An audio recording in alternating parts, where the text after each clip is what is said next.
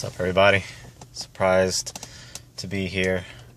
This is Albert again for another episode of my soccer/football podcast.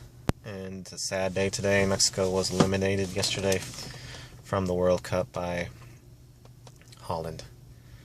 But to go back in history a little bit, since I haven't published anything recently, I think since the Brazil game with Memo Ochoa and his great display in the goalkeeping position, really displayed his skill and abilities, and why Piojo chose him.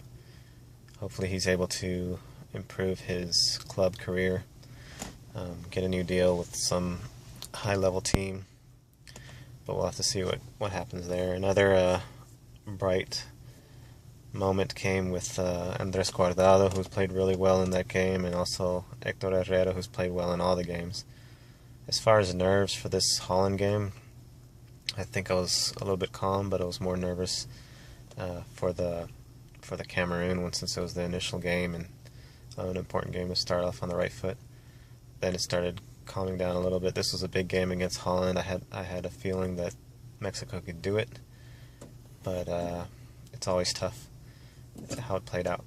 The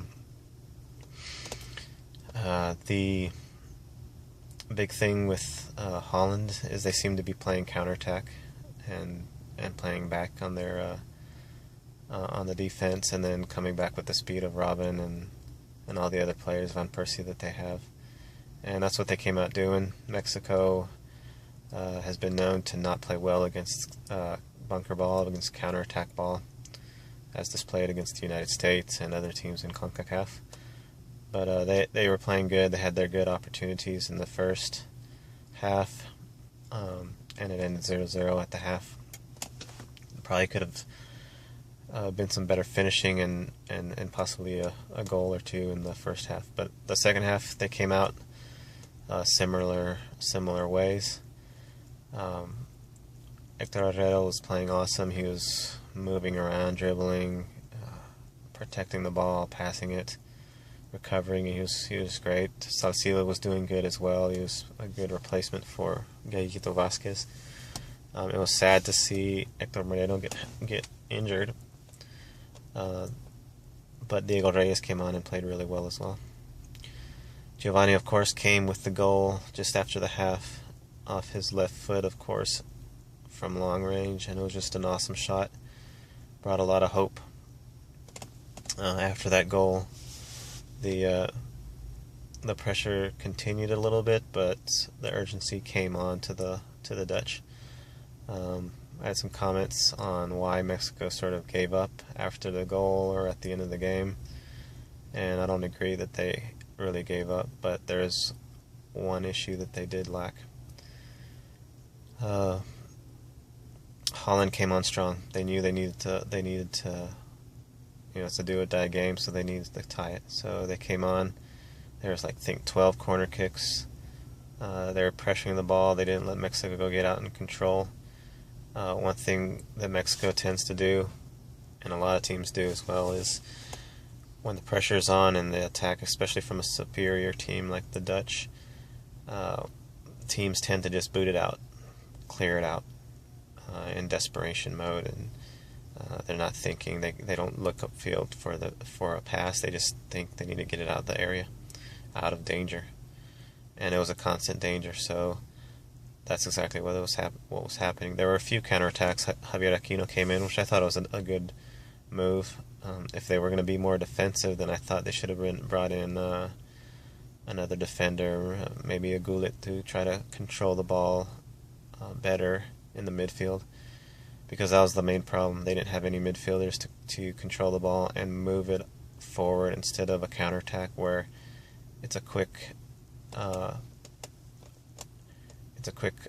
counter, and if you're not successful, there's not much time wasted for Holland to return, and that's what happened.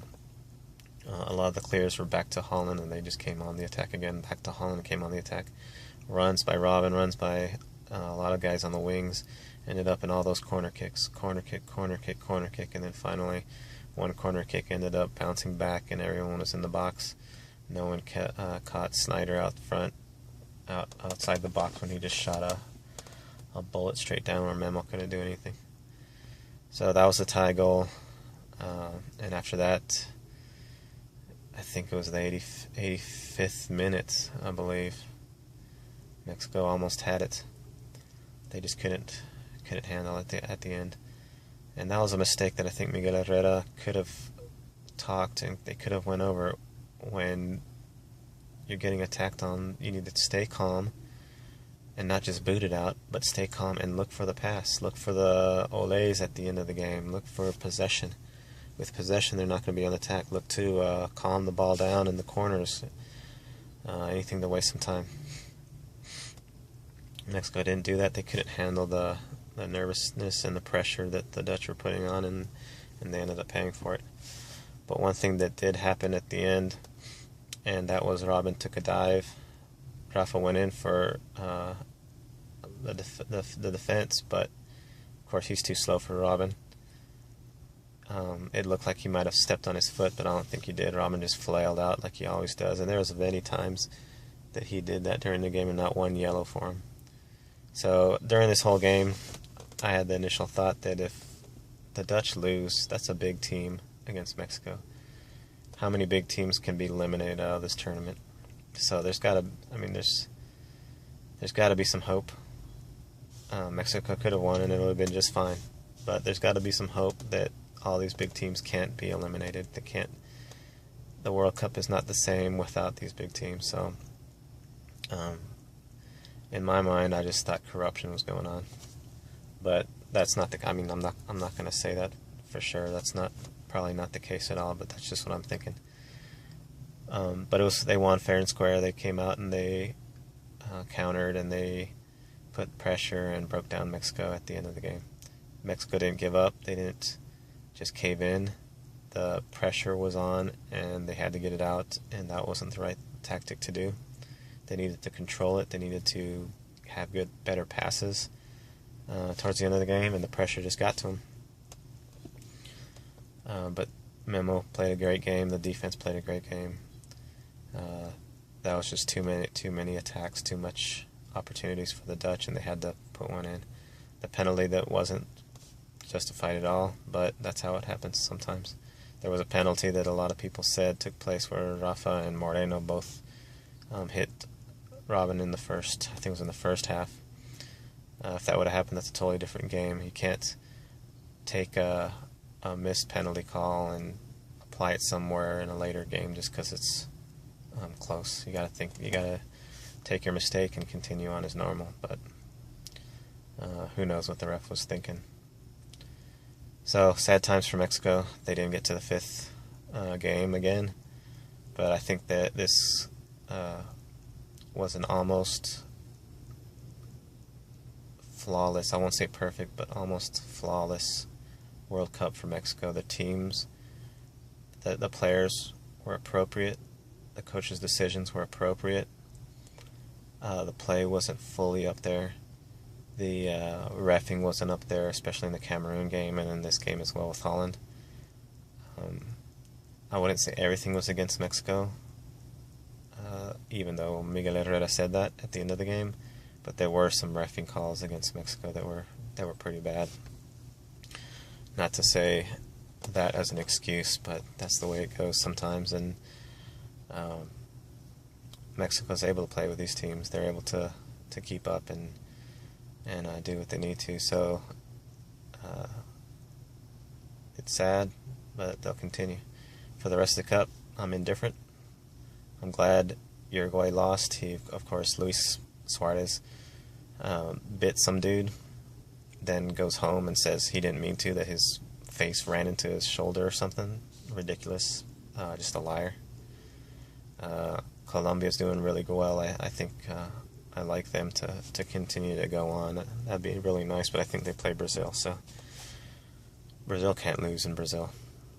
They'll have to lose to a better team, but you never know. Holland, I hope they lose. Robin's a diver. United States, not impressed. They're like Greece. Greece was an eliminated highly defensive team. United States, I don't like all the Germans that are on their team.